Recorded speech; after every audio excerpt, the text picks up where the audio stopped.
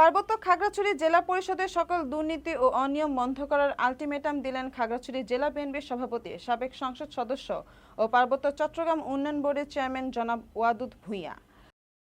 আমি জেলা পরিষদকে হুঁশিয়ার করে দিচ্ছি, দুর্নীতি দমন, দুর্নীতি অন্যায় অবিচার বন্ধ করো এবং যে সকল শিক্ষক বঞ্চিত, নির্যাতিত, নিপীড়িত 16 বছর ধরে ওদেরকে যদি বদলি না করে ওদেরকে মূল্যায়ন না করো, তাহলে তোমার জেলা পরিষদের কঠিন ব্যবস্থা নেওয়া হবে।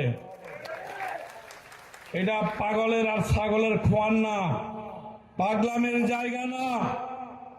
আগামী 1 মাসের মধ্যে শিক্ষকদেরকে বদলি না করলে শিক্ষকদের নেতৃত্বে এলাকার জনগণ জেলা পরিষদের ঘেরাও কর্মসূচি দিবে।